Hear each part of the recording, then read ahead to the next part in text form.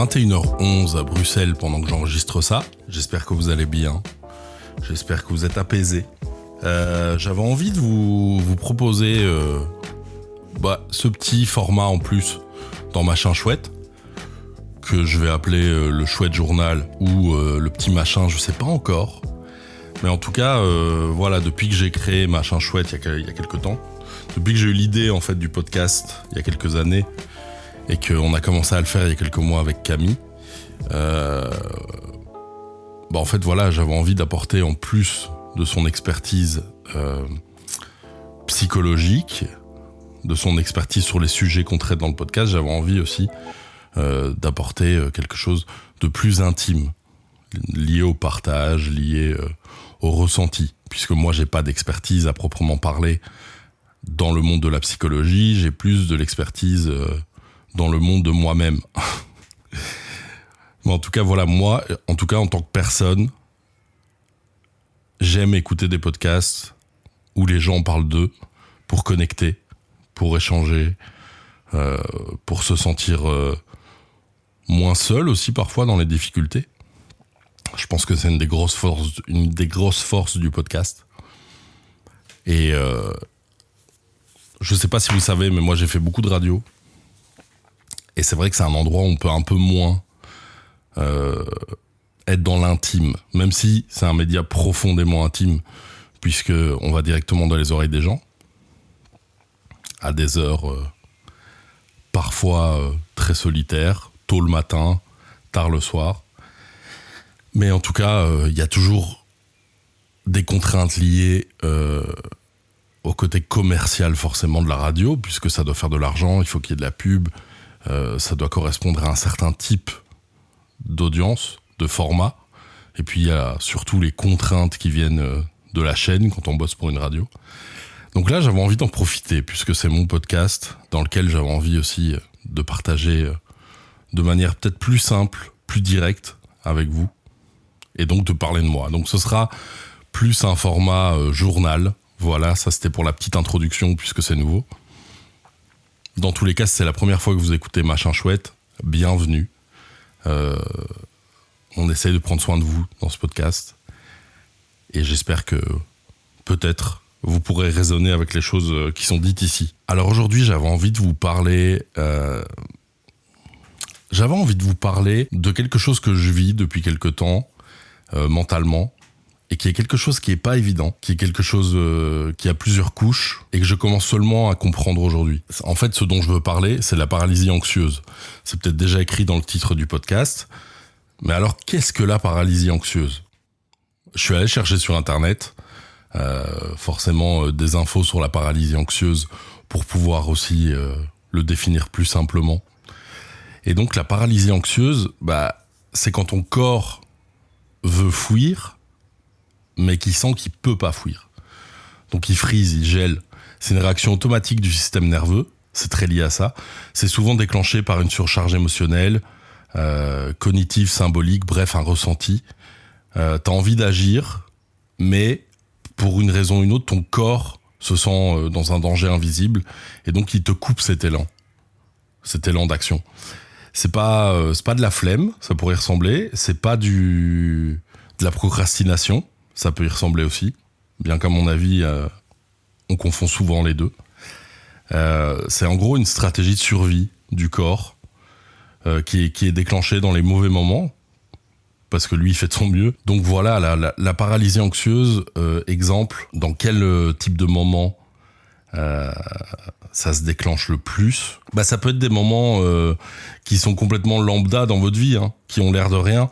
Par exemple, vous regardez un film, vous regardez une série, vous sentez que vous devez aller pisser.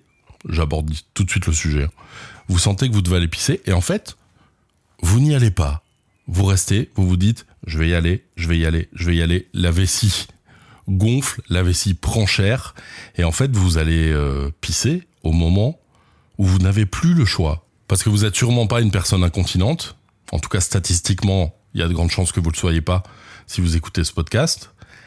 Et donc, vous n'avez pas envie de vous pisser dessus, tout simplement. Donc, vous n'avez pas le choix, vous y allez au dernier moment. Et je trouve que cette image de devoir aller aux toilettes et qu'on attend, c'est une bonne image pour la paralysie anxieuse. Parce que quand bien même vous voulez faire quelque chose qui est peut-être quelque chose d'important pour vous, quelque chose de positif pour vous, votre corps n'arrive pas à faire la démarche.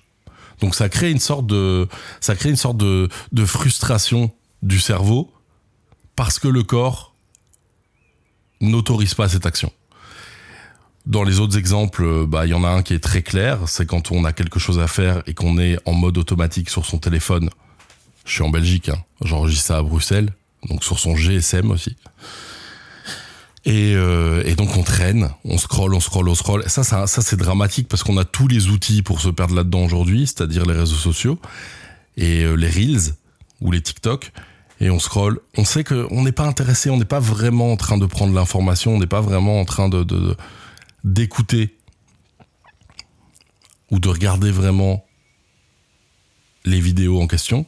On est plus en train de faire ça pour ne pas faire autre chose. Donc ça, c'est ce qu'on appelle du doom scrolling. Concrètement, ça veut dire scroller jusqu'en enfer, quoi.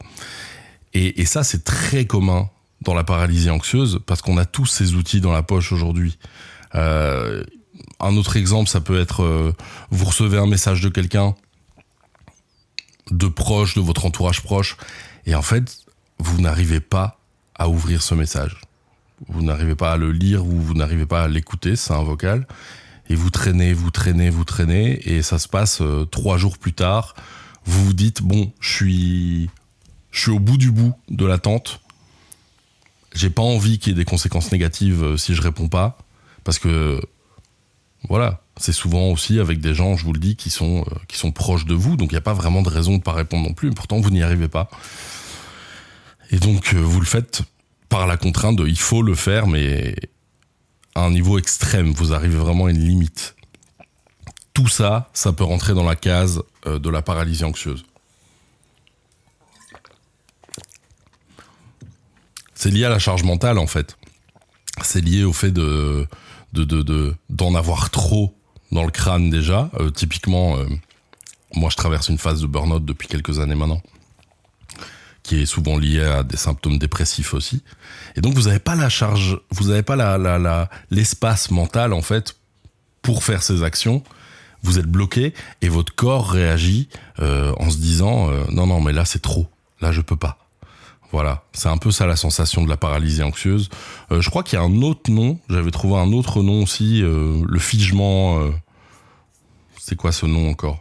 Ouais, donc ça peut aussi s'appeler l'état de figement, de freeze state, à mon avis, comme ça se traduit en anglais, je sais pas, je vous l'improvise totalement, mais en tous les cas, voilà, j'ai pris des informations concrètes là-dessus, parce que j'avais pas envie de dire n'importe quoi non plus, et donc je souffre beaucoup de cette paralysie anxieuse, qui est souvent liée aussi à une hypervigilance, c'est-à-dire parce que vous avez vécu des choses par le passé où vous avez été très sollicité, ça s'est peut-être pas bien passé, il y a peut-être eu de la violence dans des échanges, que ce soit au travail ou dans la vie privée, ça fait que votre cerveau se met sur un mode de attention. C'est très bizarre à vivre parce que vous pouvez être chez vous dans le calme total. Je sais pas si vous l'entendez, mais là il y a le soleil qui est en train de se coucher, on entend des petits oiseaux, c'est quand même très agréable. Et malgré tout, de manière très paradoxale, vous n'arrivez pas à être actif comme vous souhaiteriez l'être et comme votre désir vous le commande, mais votre corps ne veut pas le faire. Et donc, cette hypervigilance, chez moi, elle crée aussi des gros problèmes de sommeil. J'ai vraiment beaucoup de mal à aller me coucher. Ça fait partie des insomnies aussi. Une insomnie, c'est pas forcément être dans son lit et ne pas s'endormir. C'est aussi ne pas réussir à aller se coucher par pure anxiété et par pur sentiment d'hypervigilance dans le cerveau. Attention, le cerveau est dans ce mode parce que... dans mon cas, en tout cas, à cause du burn-out, le lendemain, on ne sait pas ce qui va nous arriver, on ne sait pas comment on va être challengé, on ne sait pas comment on va être sollicité. Et du coup, ça crée cet état de figement.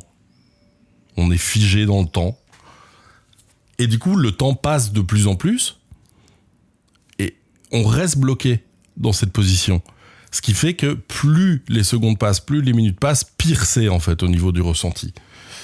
Donc voilà, ça c'est une chose qui est assez dure à vivre, qui vous rend en retard au rendez-vous, qui fait que vous n'arrivez pas à terminer les projets que vous avez envie de terminer, qui fait que vous n'arrivez pas à répondre aux gens auxquels vous avez envie de répondre, et c'est très isolant aussi. Ça rend très seul dans le ressenti du quotidien, parce que c'est compliqué aussi de faire comprendre ça aux gens. Parce que, comme je l'ai dit, ça ressemble à de la paresse, ça ressemble à de la procrastination. Et vous savez comme moi que c'est très mal vu dans le monde dans lequel on vit. Surtout quand on a un trauma lié au travail, bah c'est un peu double peine. Donc voilà, moi je la vis et à un point qui est devenu assez intense en ce moment, parce que là vous écoutez ce podcast, j'adore faire ce podcast, c'est quelque chose de très naturel pour moi. C'est quelque chose que j'aime beaucoup, m'exprimer par la voix. J'aime beaucoup aussi tout l'aspect technique, m'occuper du son, mettre en ligne, etc. À la base, c'est des choses que j'aime beaucoup. Et à côté de ça, ce que je fais depuis que je suis dans cette phase de burn-out, parce que je peux pas travailler pour l'instant. J'ai pas l'autorisation de travailler déjà. Et puis voilà, j'ai des grosses séquelles avec ça. Donc pour l'instant, je suis pas dans un moment de ma vie où je suis actif au sens propre professionnellement pour gagner ma vie, etc. Mais je suis quelqu'un de très créatif, j'ai besoin de faire des projets, j'ai besoin de partager, d'échanger, de créer. Et donc, je peux pas m'arrêter à ce niveau-là. J'ai toujours des idées, et je me sens très chanceux d'ailleurs. Même dans cette période de difficulté mentale, j'ai toujours des idées de concepts, de vidéos, de podcasts, de plein de choses. J'adore écrire. Et donc, ça fait que à côté de ça, je fais des vidéos YouTube où je parle de choses. Voilà. Elles sont très écrites, elles sont très préparées, elles sont très produites.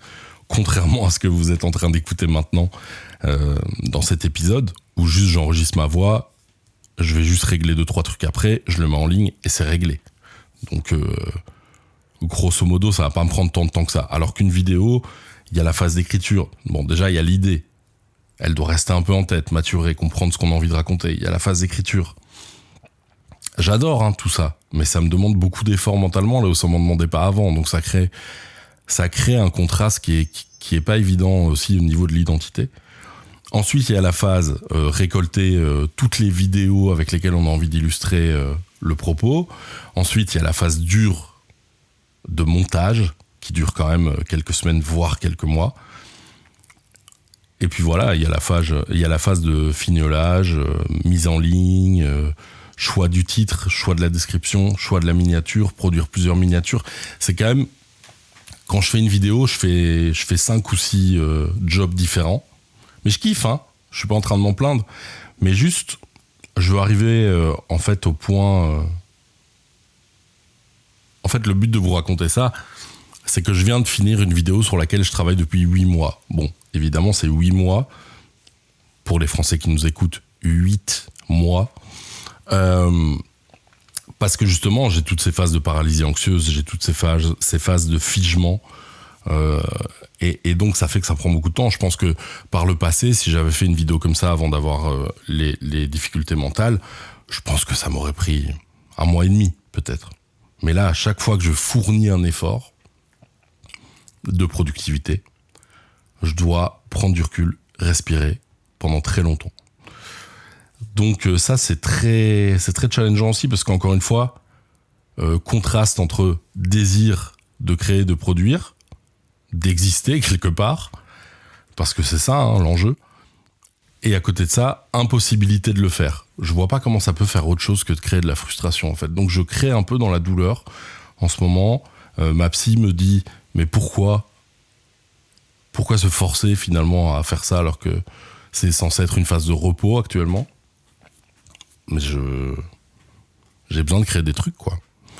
Donc, là où c'est particulièrement difficile, l'anecdote du jour, c'est qu'en fait, j'ai fini cette vidéo sur laquelle je travaille depuis des mois. Mes proches me demandent, c'est quoi ta prochaine vidéo, machin et tout.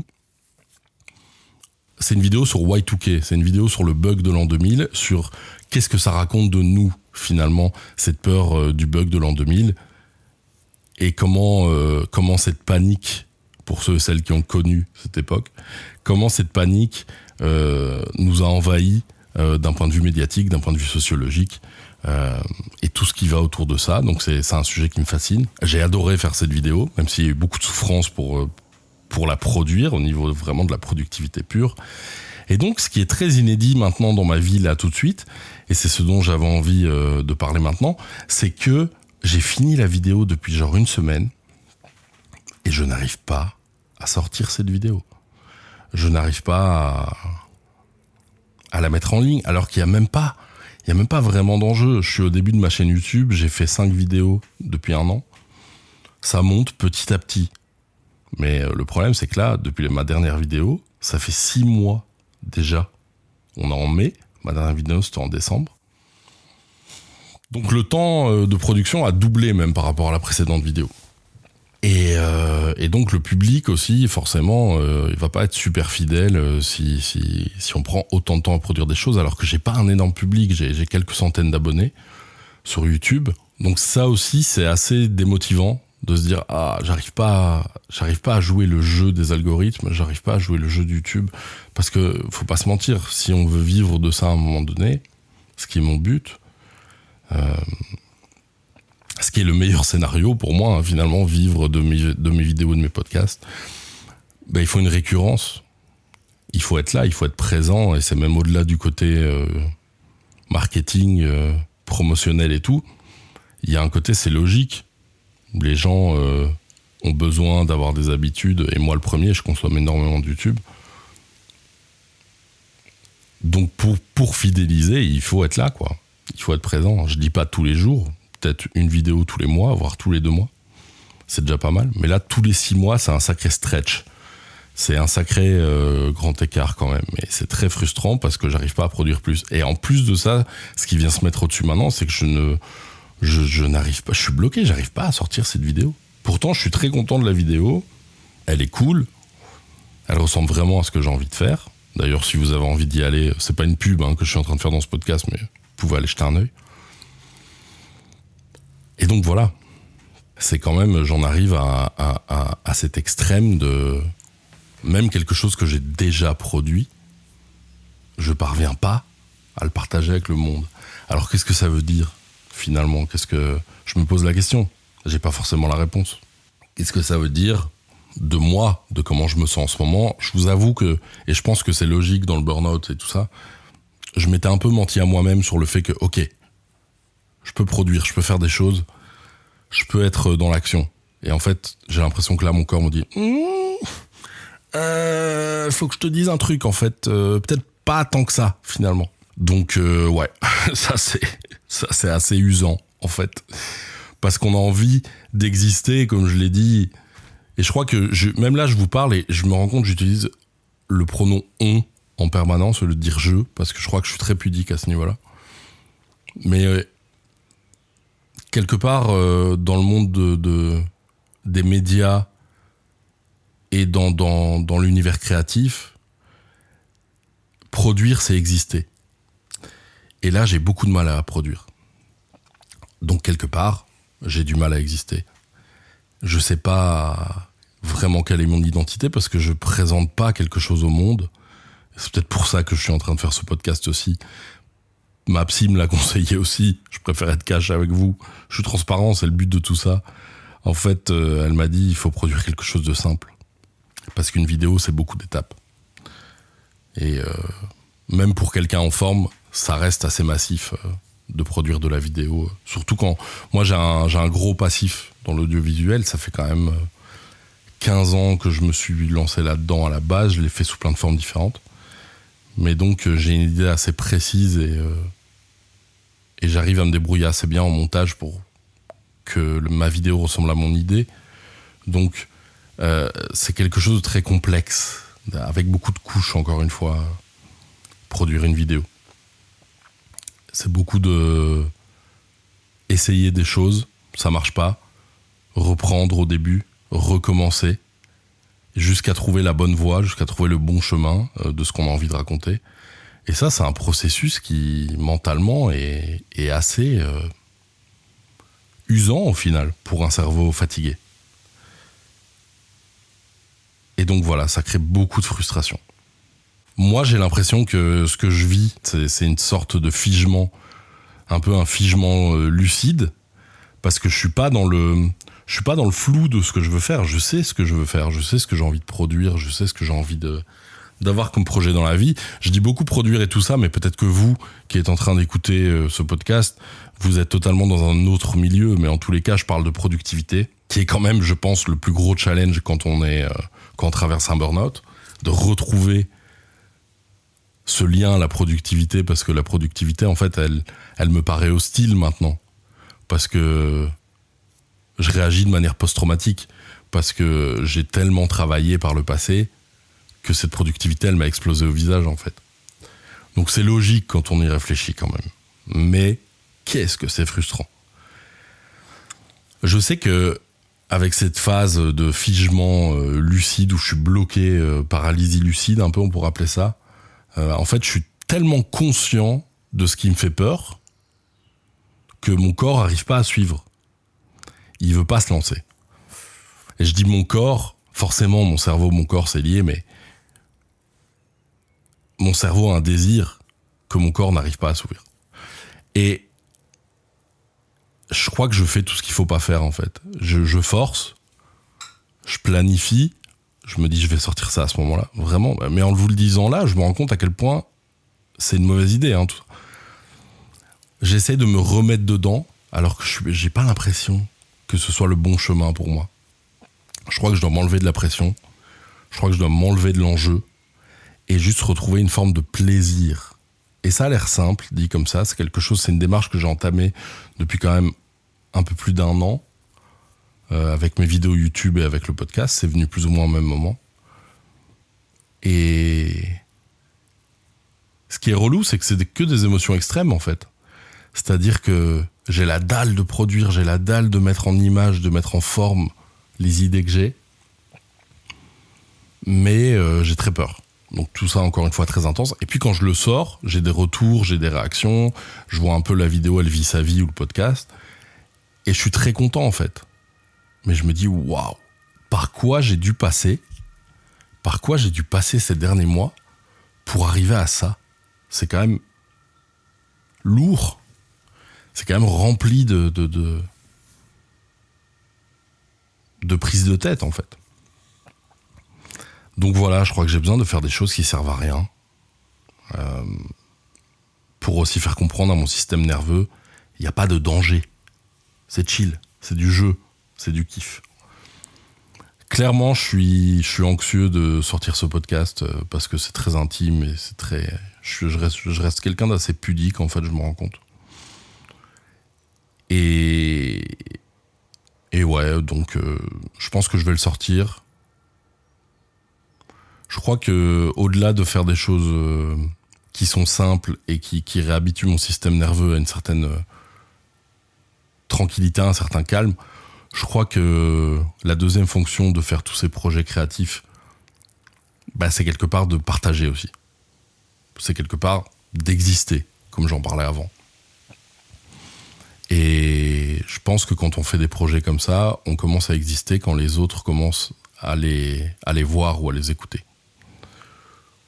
La question, c'est pas de savoir est-ce que tout le monde doit être d'accord avec ce qui est dit ou est-ce que tout le monde doit valider ce que je fais. Je crois pas que c'est vraiment ça que je cherche, mais c'est juste d'exister, d'avoir une voix. Et c'est assez dur, je trouve, dans le burn-out, de retrouver sa voix. C'est assez dur de quelque part se remettre en danger comme ça, parce que c'est clairement du danger ce que je ressens.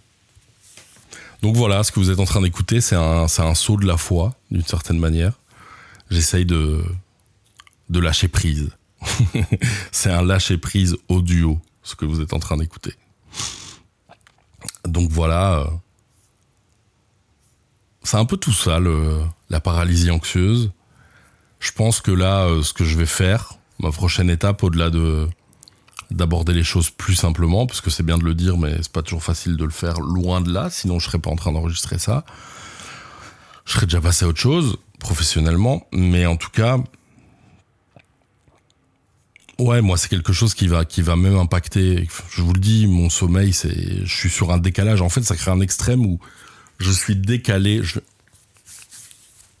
Je suis décalé dans le temps parce que en fait, on est dans cet extrême où cette paralysie, ce figement, me décale dans le temps, en fait, ce qui fait que j'arrive pas à aller me coucher. Et ensuite, j'ai beaucoup de mal à me lever aussi. Donc, en fait, j'ai plus ou moins un quart d'horloge d'écart avec le monde, avec vous, avec les gens autour de moi. Et donc, ça m'isole encore plus. Je crois que c'est ça, finalement, le risque de tout ça. C'est l'isolement. Parce que s'isoler de manière non décidée, s'isoler par contrainte, c'est quand même très différent d'apprécier sa solitude désirée. Moi, je suis quelqu'un d'assez solitaire. En gros, je traîne principalement avec mon chien. Mais ouais, moi, j'apprécie beaucoup passer du temps tout seul parce que j'ai besoin de process les informations, de comprendre les informations, de les digérer. Donc voilà, c'est quelque chose que j'apprécie. Mais là, on parle d'une solitude imposée. On parle de quelque chose qui n'est pas choisi dans le cadre de cette paralysie anxieuse. Et forcément, si on parle d'isolement, je me rends compte que vous parlez ici aussi, c'est une tentative de sortir de cet isolement. En tout cas, si vous vivez ça aussi, si vous traversez des choses comme ça depuis un moment, franchement, n'hésitez pas à venir m'en parler sur Instagram. Moi, je suis que sur Instagram. Vous trouverez dans la description mon Insta. Et si vous voulez le chercher maintenant, c'est pas.selim, pas comme la négation, .selim, S-E-L-I-M. Et on peut en parler. Mais juste, voilà, un petit échange de... Moi aussi, je me sens comme ça. Et c'est cool d'entendre quelqu'un d'autre qui traverse ça. Je vous dis ça parce que je pense quelque part, j'ai besoin de savoir que ça a du sens, ce que je fais avec ce podcast aussi. C'est une quête de sens de toute façon, tout ça. Hein. Quête d'identité, quête de sens, on est vraiment là-dedans. Donc, ouais, je crois que la prochaine étape, ça va être parler à ma psy d'un type de thérapie peut-être différent, plus spécifique, plus centré sur ce problème de figement. Et donc, à mon avis, ça va passer par de la thérapie somatique, comme on appelle ça. Donc, c'est travailler directement avec les réponses de figement du corps pour établir une connexion plus fluide entre le mental et le physique. Je pense que par rapport à ça, cette thérapie somatique, elle peut être très intéressante pour ma problématique. Je vous le dis aussi pour vous le partager, parce que peut-être que vous vivez des choses comme ça, vous avez l'impression que c'est normal, que vous êtes tout seul ou toute seule à vivre ça, que c'est juste un ressenti, mais non, c'est quelque chose de bien réel. Il y a une carence dans le système nerveux qui produit cet effet, qui produit cette sensation. Donc ça demande un traitement médical, ça demande une assistance médicale, en tout cas un encadrement. À part ça, ouais, je pourrais aussi retourner voir un médecin spécialisé en troubles du sommeil. Je l'ai déjà fait, on n'a pas encore trouvé la solution pour l'instant. Ou alors, ouais, une thérapie comportementale cognitive, TCC comme on l'appelle, qui permet, en théorie, de refaire les connexions, retravailler les connexions dans le cerveau, les chemins de pensée, parce que quand on n'arrive pas à faire des choses, quand on se complaît dans ce qu'on fait et qu'on se répète à l'infini, qu'on n'arrive pas à sortir de nos schémas, c'est quelque chose qui est physique dans le cerveau, c'est quelque chose... Il y a des sillons qui sont creusés dans votre cerveau, je simplifie évidemment, et il faut les changer physiquement aussi, donc ça demande de l'entraînement, de la répétition, et ça peut se faire avec une thérapie comportementale cognitive. Donc je pense que je vais aller vers ça. Thérapie somatique, je connais pas très bien, mais je vais m'y intéresser aussi, et je crois que ça va être la suite par rapport à ça, parce que j'ai vraiment envie d'aborder le problème de face, et ça fait longtemps que je cherche c'est quoi les soucis avec mon insomnie. On a creusé beaucoup de pistes, mais ça me paraît clair désormais que c'est lié à ça. Donc voilà, c'est juste une réaction automatique du système nerveux, c'est déclenché par une surcharge émotionnelle, et c'est juste du danger invisible. Donc il y a un moment, j'ai envie de prendre action, j'ai envie de mettre en place des choses pour sortir de ça, parce que ça a assez duré. Donc voilà, peut-être vous aussi, vous vivez ça. On est ensemble, vous inquiétez pas. Je referai d'autres épisodes de ce chouette journal parce que déjà, c'est mon podcast et j'ai envie de faire ça. Voilà, tout simplement. Il n'y a pas besoin que ce soit plus compliqué que ça. J'ai envie de partager, d'échanger avec vous, que ce soit dans un sens ou dans les deux sens.